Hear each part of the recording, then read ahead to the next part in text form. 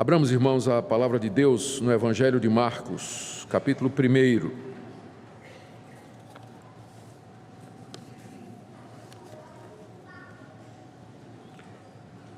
E leiamos do verso 29 até o verso 34. Marcos, capítulo 1, de 29 a 34. Como sempre, nós pedimos que os pais ensinem os filhos a ficar quietinhos, a acompanhar a pregação sem movimentação. Vimos que é possível fazer isso, e é apenas um esforço da parte dos pais para que exerçam autoridade, para que as crianças também prestem atenção ao culto. Marcos capítulo 1, de 29 a 34, a autoridade de Jesus sobre as doenças.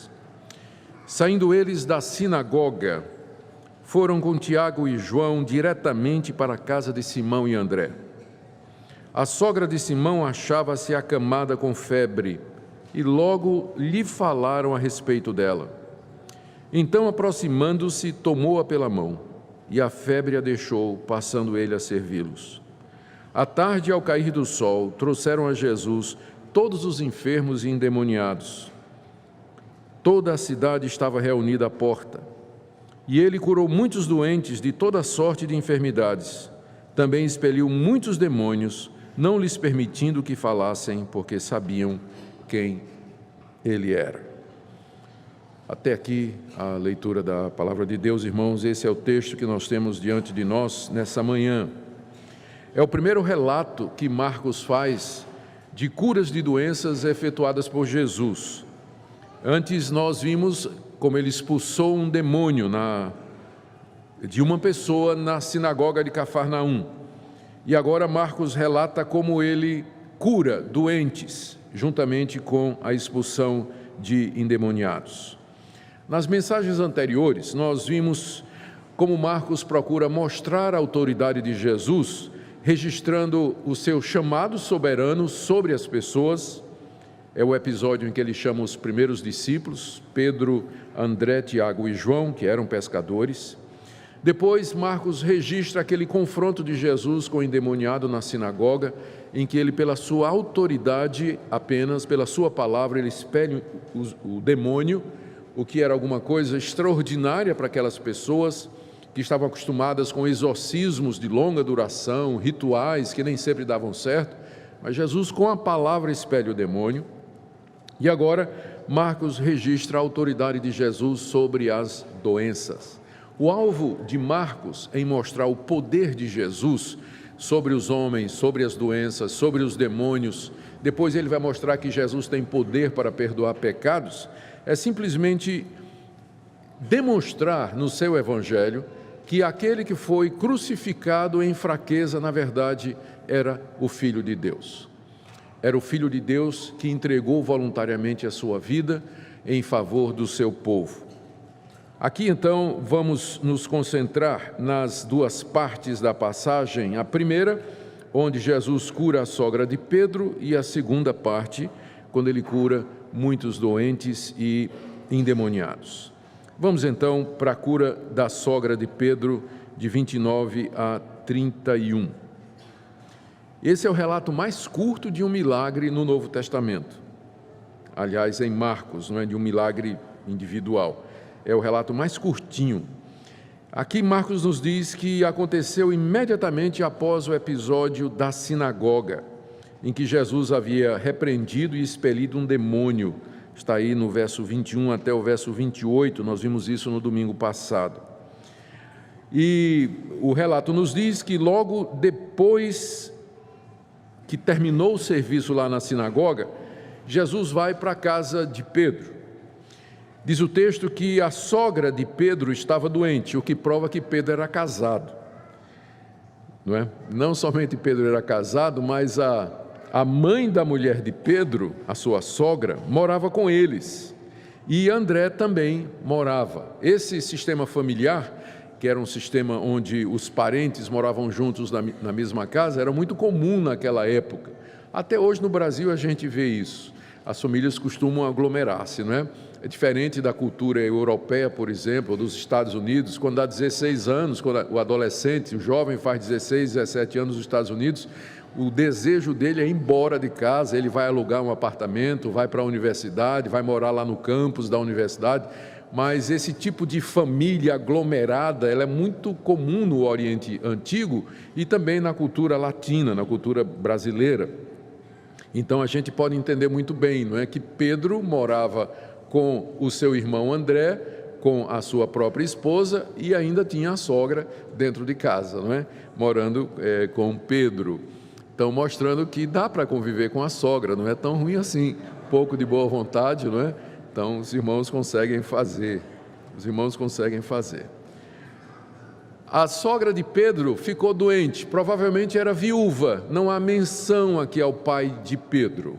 Essa senhora devia ser uma viúva e ela ficou adoentada, diz o texto aqui, que ela estava acamada e de febre. Nós sabemos que a febre é um sintoma, não é dita a doença, é algum tipo de inflamação, algum processo inflamatório ela tinha que provocou aquela febre. Mas o que quer que tenha sido, tinha prostrado aquela mulher, que era uma mulher diligente. Tanto é que quando ela é curada, ela se levanta e já vai cuidar das coisas de casa, atender todo mundo. Mas então era alguma coisa que realmente a derrubou. Ela estava de cama, adoentada e em febre. É interessante que no relato paralelo, Mateus nos diz que ela ardia em febre, e Lucas, que era médico, dá uma definição mais técnica, dizendo que a febre era alta, porque Lucas era médico, não é? Então diz que a febre era alta. Estava lá a sogra de Pedro ardendo em febre, como diz aí o verso 30. Jesus então entra na casa, seguido de Tiago e João, seus discípulos mais próximos. E ele foi para a casa de Pedro porque as pessoas haviam falado da doença da sogra dele. Está aí no final do verso 30, não é? A sogra de Pedro achava-se acamada com febre e logo lhe falaram a respeito dela. Era natural, depois do que as pessoas viram na sinagoga, quando Jesus expeliu aquele demônio, que as pessoas percebessem que Jesus era diferente, que ele tinha algum tipo de poder, resultado da comunhão dele com Deus, o que deu confiança às pessoas para chegarem a Jesus e dizer: nós vimos que o Senhor expeliu o demônio lá na sinagoga, será que o Senhor não podia curar então essa senhora que está aqui acamada e doente?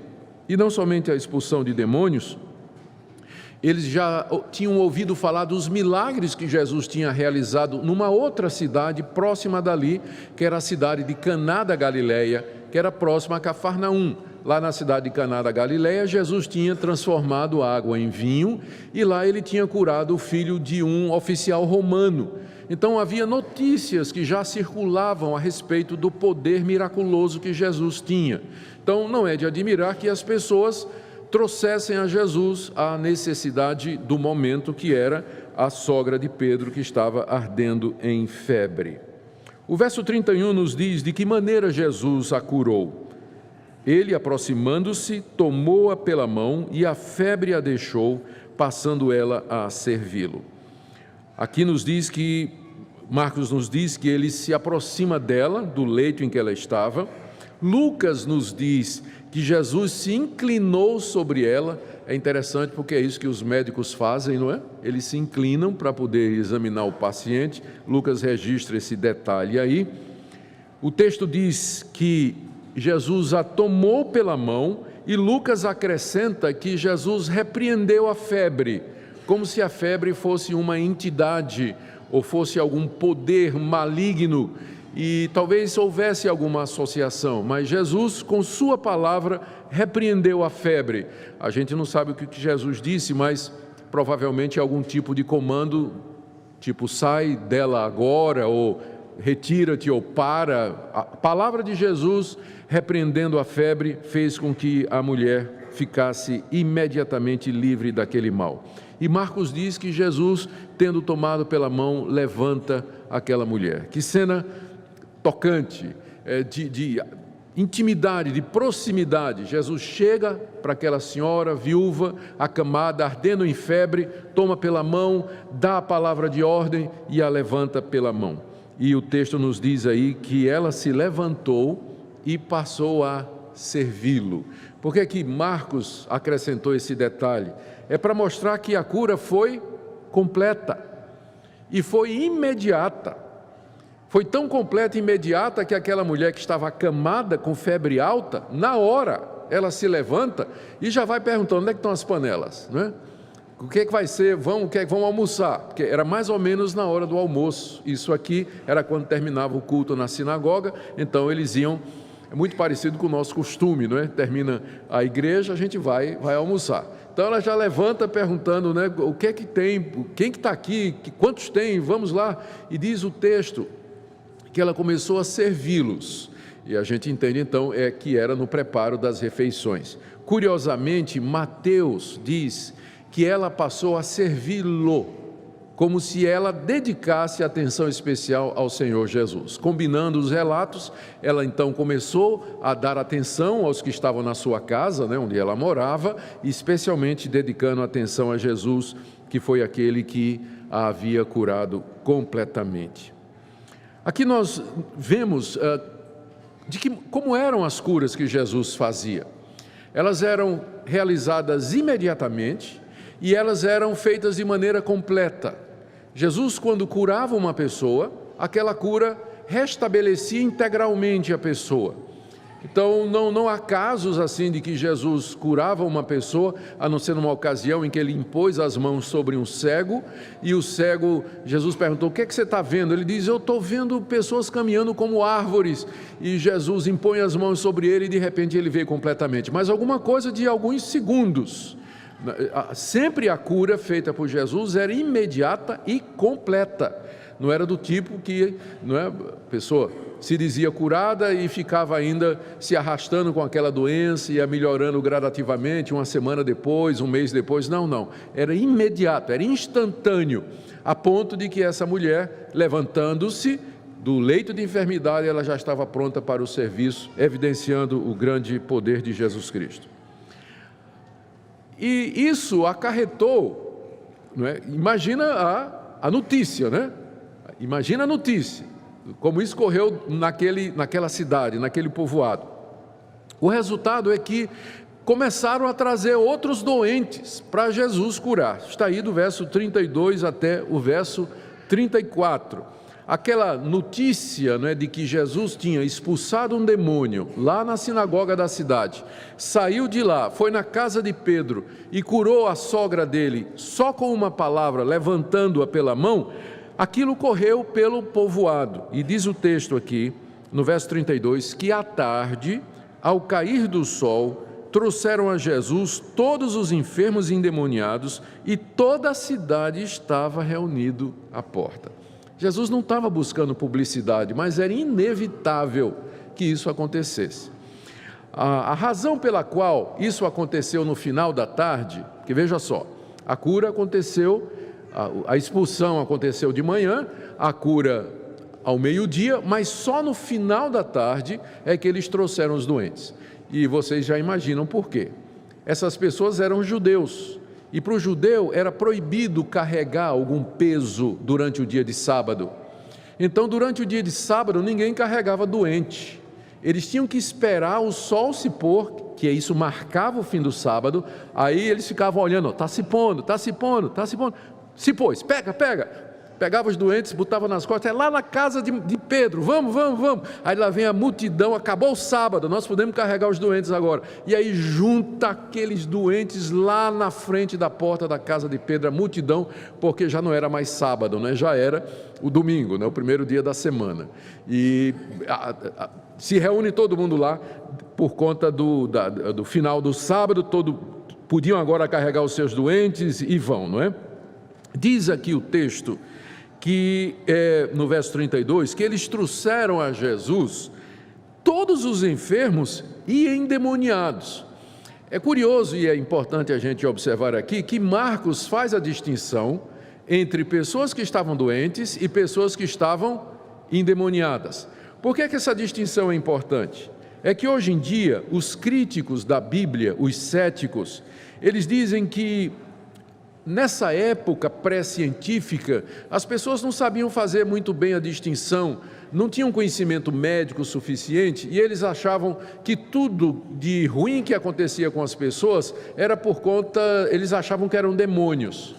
Então, se a pessoa era epilética, era demônio. Se a pessoa era lunática, era demônio. Se a pessoa tinha um problema mental, era demônio. Se a pessoa era cega, era demônio. Então, eles achavam que nessa comunidade primitiva, pré-científica, tudo era demônio. Então, às vezes, a cura, que não era miraculosa, era atribuída a poderes extraordinários e, enfim, uma série de outras coisas. Mas são textos como esse aqui, que deixam muito claro que o autor bíblico sabia a diferença entre uma pessoa que estava doente e uma pessoa que estava endemoniada. Eles faziam essa distinção já naquela época. Uma coisa era alguém que estava cometido por uma enfermidade. Eles não tinham conhecimento científico, médico suficiente para poder identificar aquela, fazer um diagnóstico ou dar algum remédio, né, que fosse mais eficaz, mas eles sabiam que era uma doença e eles sabiam que era uma pessoa endemoniada.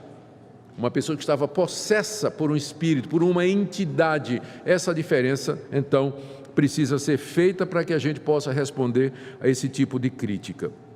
Bem, então, qual foi a reação de Jesus diante daquela quantidade de doentes e endemoniados que haviam sido trazidos diante da casa? O que é que eles tinham que fazer? O que é que Jesus teve que fazer? Nos diz aí o texto que ele curou, estou lendo aqui o verso 34, ele curou muitos doentes de toda sorte de enfermidade. Muitos aqui pode significar todos, né? Que é uma forma hebraica de falar, porque os todos eram muitos, então se diz muitos, né? Pode ter sido todos os doentes que foram trazidos, Jesus então os curou. E diz aqui que era de toda sorte de enfermidade. E dando uma olhada nos evangelhos, a gente pergunta: quais eram as enfermidades mais comuns daquela época? E aí nós encontramos pessoas cegas, pessoas coxas, aleijadas de vários tipos, com deformidades nas mãos, nos pés, surdos, mudos, leprosos. Estes são os tipos de doentes que aparecem nos relatos dos evangelhos. E imaginamos que foi esse o tipo de gente que foi trazida ali. Era uma cidade, era um povoado na Galileia, há 2000 anos atrás, numa população que não tinha acesso a remédio, não tinha acesso a médico, não tinha acesso a ajuda absolutamente nenhuma. Não tinha sistema de prevenção, de diagnóstico precoce, era todo tipo de doença que você pode imaginar, estas sendo as principais. E foi esse tipo de pessoa que Jesus curou. Ele abriu olhos aos cegos, ele fez coxos se levantarem, ele curou deformidades. Se tinha gente lunática com problema, era o nome que se dava a pessoa com problema mental, pessoa que não, distúrbios, não é? Foi curada igualmente. Não havia doença alguma que resistisse ao poder salvador e curador de Jesus Cristo. Ele curou todos, dos mais diversos tipos de enfermidade. Jesus não escolhia doença para curar. Alguns curadores modernos, eles são muito bons para curar espinhela caída, enxaqueca, mal que tem aqui por dentro, que ninguém vê. Mas poucos querem curar AIDS, câncer, síndrome de Down. A gente não encontra gente, né, que tem ministério de fazer esse tipo de coisa. Jesus não escolhia doença, ele curou todos os que vinham com toda sorte de enfermidade. E também expeliu os demônios. Diz aí o verso 32, também expeliu muitos demônios. A gente se pergunta, de onde vieram esses demônios? Porque no Antigo Testamento, relato de possessão de demônio, de possessão demoníaca, não existe. A gente lê de demônios que oprimiram, por exemplo, o rei Saul. A gente lê de espíritos enganadores que falavam através da boca de profetas. Mas não há caso no Antigo Testamento de uma pessoa endemoniada e que um profeta chegou e expulsou o demônio, ou um juiz, ou algum homem de Deus, ou alguma mulher de Deus, não tem relato. Mas agora, basta Jesus entrar em cena, começa a aparecer gente endemoniada. Não é que o endemoniamento fosse algo desconhecido entre os judeus. Há casos e casos de endemoniamento entre os judeus relatado na literatura rabínica. E os rabinos tinham todo um processo longo, demorado, complicado para expelir essas entidades das pessoas. Mas o que impressiona é a quantidade, como isso aumentou na hora que Jesus entra no cenário da história. E a resposta pode ser essa: é o diabo contra-atacando Deus, usando a mesma estratégia de Deus. Na hora que Deus tomou forma humana e andou entre a humanidade, Satanás contra-ataca, possuindo os seres humanos que vão contra Jesus na figura humana. Então isso justifica, ou pelo menos explica, é uma possibilidade, a quantidade de gente endemoniada que aparece durante o ministério de Jesus, que não aparece no ministério de mais ninguém. Depois do ministério dos apóstolos, aquilo vai diminuindo, aparece também, mas a incidência de endemoniados durante o período dos apóstolos, o livro de Atos, já é bem menor do que durante o período dos evangelhos. Jesus não podia dar 10 passos que não tinha um endemoniado na frente dele. As forças do inferno contra-atacando a encarnação, encarnando em pessoas, vindo ao encontro de Jesus, também usando pessoas para fazer isso. Essa talvez fosse uma explicação que a gente devia levar em consideração. O que também nos ajuda a entender, porque a possessão demoníaca hoje, embora exista, ela não é tão comum como era na época de Jesus, porque ele não está mais entre nós, encarnado em forma humana, ele subiu aos céus. Ele subiu aos céus. Isso explicaria então como a frequência não é tanta hoje como nos dias de Jesus, pelo menos na nossa observação. Muito bem, Jesus expeliu os demônios. Mateus nos diz que ele fazia isso apenas com a palavra. E os demônios, diz aí o final do verso, e Mateus diz que os demônios saíam gritando: Tu és o Filho de Deus. Jesus expelia com a palavra e os demônios saíam, mas gritavam: Tu és o Filho de Deus. E Marcos aqui nos diz então que Jesus não permitiu que eles falassem, porque eles sabiam quem Jesus era. E aqui nós estamos diante de um dos temas do Evangelho de Marcos, que é chamado o segredo messiânico. Jesus era o Messias, só que ele queria que isso fosse mantido em segredo, até que o povo pudesse reconhecer isso por ele mesmo. Ele foi revelando esse segredo aos seus discípulos aos poucos, mas para a multidão Jesus procurava ocultar isso, porque aqueles sinais e prodígios que ele fazia poderia dar a impressão de que ele era um curandeiro ou alguma outra coisa, e o povo tinha noções erradas a respeito do que era o Messias, o Filho de Deus. Então não era ainda o momento de Jesus se revelar plenamente como o Messias, o Filho de Deus. Por isso que ele mandava os demônios calar a boca. Não era a hora ainda, não tinha chegado o momento de revelar o segredo messiânico, que aquele judeu de Nazaré, da região da Galileia, era na verdade o Filho de Deus, o poderoso Filho de Deus, o Messias, o esperado de Israel. Por isso ele não deixava os demônios falarem. Além do que, ele também não precisava do testemunho dos demônios. Ele não queria que as pessoas se convertessem através do testemunho dos demônios. Você se converteu? Eu me converti. E quem foi o instrumento? Foi um demônio que estava numa pessoa, não é? Que disse que Jesus é o Filho de Deus, e eu me converti ouvindo aquilo ali. Então, fica meio complicado, né? Então, cala a boca. Jesus dizia para os demônios: vocês não falam, não revelam a minha identidade.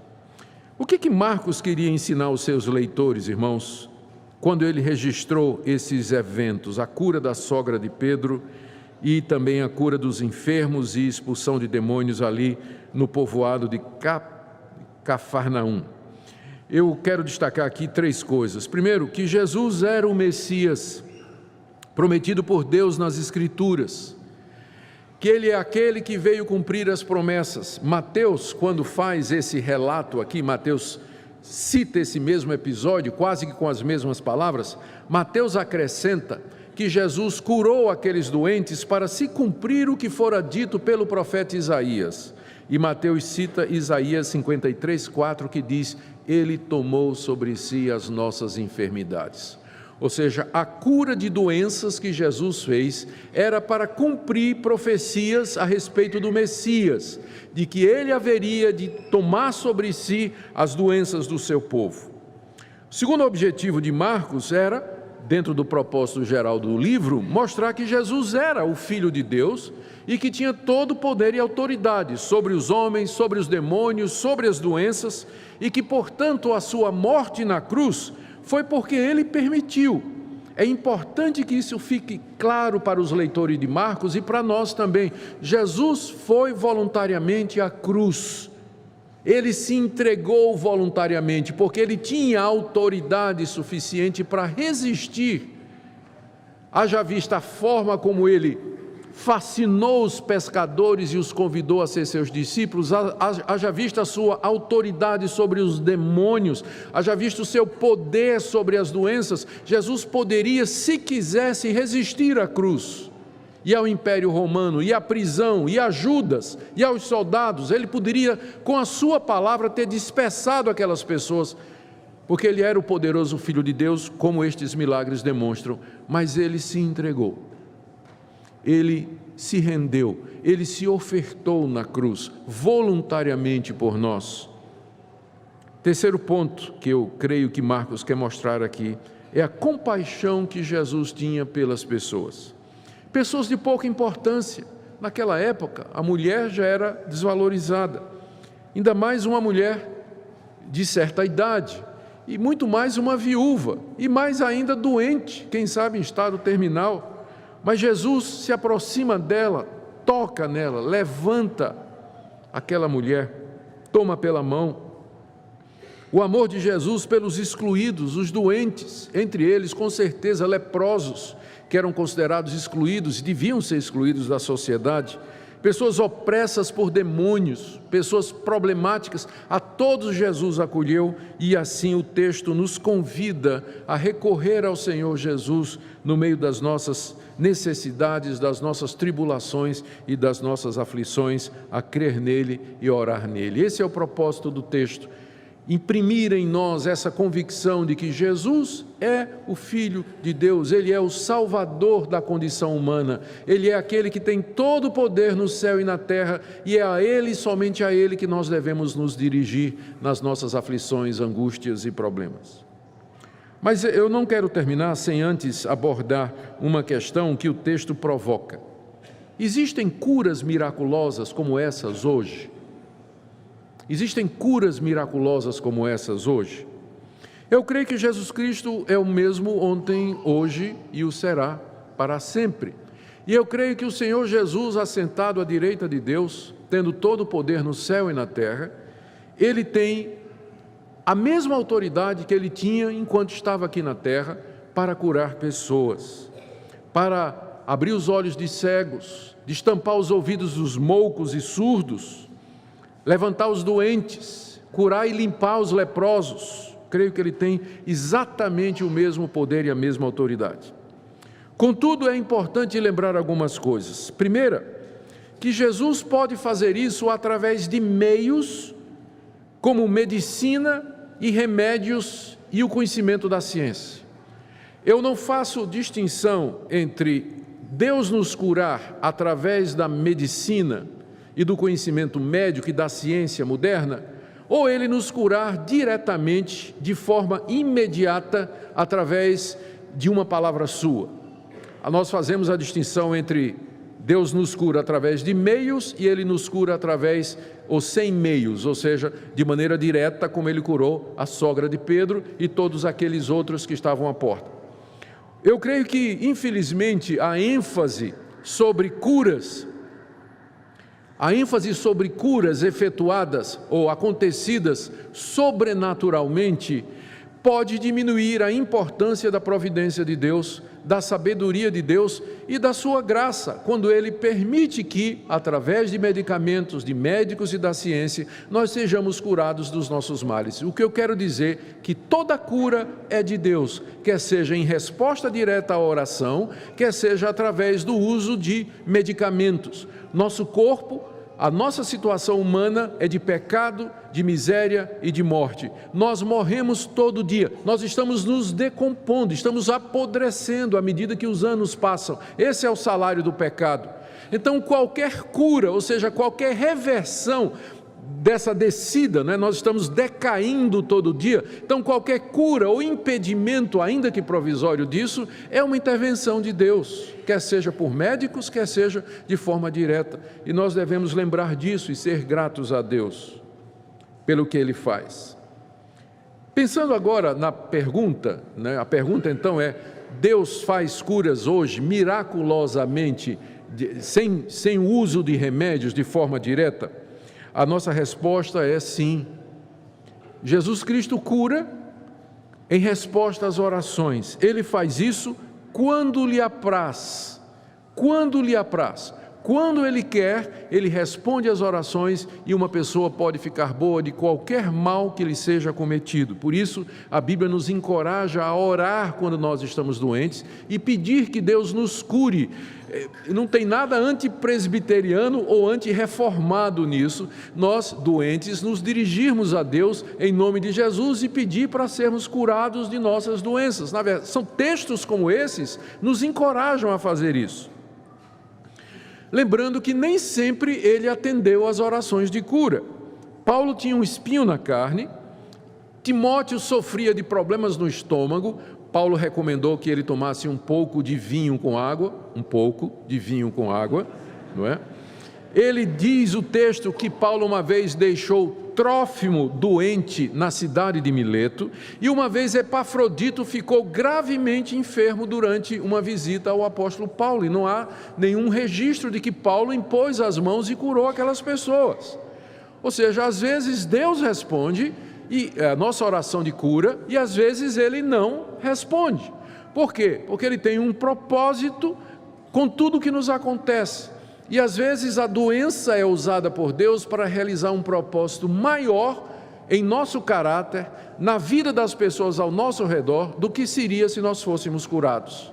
E Deus, que avalia todas estas coisas e que tem um propósito em todas as coisas, Ele responde como lhe parece melhor na sua sabedoria. Mas o que pensar então dos curandeiros modernos, daqueles que se apresentam como tendo o dom de curar? O que dizer de reuniões de cura, cultos de libertação? Meus irmãos, nós devemos lembrar que há falsos profetas que iludem as pessoas com sinais e prodígios. Há mercenários, charlatões, mentirosos, ilusionistas. No livro de Apocalipse, capítulo 16, verso 14, João vê quando da boca do dragão, do falso profeta, saem 3 espíritos parecidos com sapos, que João diz que são espíritos malignos operadores de milagres. Espíritos malignos operadores de milagres.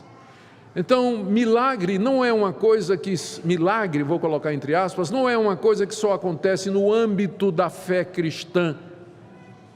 Mas a gente tem notícia de curandeiros e de sinais e de prodígios e de curas realizados no ambiente de religiões que são comprovadamente falsas. Gente que ora para santos, gente que busca entidades na macumba, no candomblé, no espiritismo e aparecem curadas. Então, primeira coisa, nós precisamos estar atentos de que só não existe apenas o Espírito de Deus no mundo, mas existem espíritos enganadores também. E que nem tudo que é sobrenatural é divino. Nem tudo que é sobrenatural é divino. Há elemento, temos que considerar o elemento humano e o elemento maligno aí também, antes de nós nos apressarmos a dizer é santo, ou é de Deus, ou isso realmente é alguma coisa operada pelo Espírito de Deus. Então nós precisamos ter muita cautela. E aqui eu creio que nós temos que fazer a diferença entre curas que Deus faz em resposta à oração e o dom de curar. O dom de curar, que era o dom de fazer isso que Jesus fez, tomar pela mão, repreender a febre, levantar, curar na hora, imediatamente, completamente, curar todo tipo de enfermidade, isso é o dom de curar. Jesus tinha o dom de curar, como Filho de Deus. Então, o dom de curar, ele parece que ficou restrito a Jesus e aos seus apóstolos e associados, durante o período da transição da antiga aliança para a nova. Cada vez que eles determinavam a cura, a pessoa que tinha um dom de curar, quando ela determinava a cura acontecia. Não há nenhum caso registrado no Novo Testamento de que Paulo, Pedro ou qualquer outro apóstolo comandou uma cura e ela não aconteceu. O apóstolo falava, dizia, e a cura acontecia na hora e completamente. Eu estou falando aqui de cego, coxo, aleijado, surdo, mudo e muitos que nem tinham fé, como por exemplo aquele aleijado sentado na porta do templo de Salomão, conhecido da cidade toda. Pedro e João passaram ali na frente dele, indo para o templo orar dezenas de vezes, e num dia Pedro sentiu que estava na hora de curar aquele homem. E o homem olhou para eles querendo o quê? O que é que o homem disse? Eu tenho fé, quero ser curado. Não, o homem pediu uma esmola, que era o que ele fazia todo dia. E Pedro disse, eu não tenho prata nem ouro, mas o que tenho isso te dou, em nome de Jesus o Nazareno, levanta e anda. E aquele homem que nem esperava ser curado, não estava nem pensando nisso, pula sobre os seus pés e entra saltitando no templo com os 2 apóstolos. Esse é o dom de curar. Então ele parece ter ficado restrito a Jesus e aos apóstolos e alguns associados. Obviamente, depois dos apóstolos, não apareceu ninguém na história da igreja com esse mesmo poder. A gente lê a história da patrística, dos homens de Deus, aqueles grandes mártires, homens de fé, os apologetas. Nós lemos a história da reforma protestante, Lutero, Calvino, Zwingli, homens de Deus. Nenhum deles fez absolutamente nada parecido com isso. Lemos a história das missões com Hudson Taylor, por exemplo, e grandes outros missionários que foram para lugares distantes. Nenhum deles fez esse tipo de coisa. Lemos de George Whitefield, John Wesley, Hudson Taylor, Spurgeon, Moody, grandes homens de fé. Nenhum deles fez absolutamente nada semelhante a isso. Parece que o dom de curar estava realmente ligado à pessoa de Cristo e dos apóstolos, porque o alvo era mostrar, autenticar a chegada do Evangelho, o nascimento da igreja, o início da nova era, aquela transição do Antigo Testamento para o Novo. Era preciso mostrar que era Deus que estava por detrás de Cristo e dos apóstolos. Por isso, estes grandes sinais e prodígios acontecidos ali. O que seria o dom de curar hoje? Por exemplo, se alguém tivesse o mesmo dom de Cristo e dos apóstolos, essa pessoa seria capaz de impor as mãos sobre os doentes e ordenar a cura em nome de Jesus, e as pessoas ficariam curadas imediatamente de qualquer doença que fosse. AIDS, síndrome de Down, problema mental, deformidade, pessoa aleijada, coxa, cega, surda, muda. Vocês não acham que se tivesse alguém com esse dom, já estaria na capa do Jornal Nacional, do Globo, do Estadão, ou no noticiário do Jornal Nacional? Alguém que pudesse ir no hospital, traga todos os doentes aqui. Mas não tem. Quando esse dom se manifestava, as multidões vinham. As multidões vinham. Mas nós não vimos isso. O que ouvimos são pessoas, né, se dizendo curandeiros, marcando reunião de cura e de libertação, de pessoas que a gente não conhece, nunca viu, não sabe, geralmente é de coisa interior, né? E às vezes acontece, às vezes não acontece, e enfim. Mas o dom de cura, ele não deixava dúvida. Era óbvio, era claro, a ponto das multidões virem para serem curadas. E não dependia da fé dos doentes, porque hoje em dia acontece assim, não é? Pessoa que diz que tem um dom de curar, ora pela pessoa, a pessoa não fica boa e diz porque faltou fé no doente. Sim, mas muita gente que foi curada por Jesus não tinha fé, não queria nem cura, estava nem pensando nisso. Jesus uma vez chegou para o homem e disse, você quer ficar bom? Lembra da história? Do paralítico às margens da piscina de Siloé? O homem disse, eu não tenho ninguém para me jogar na água.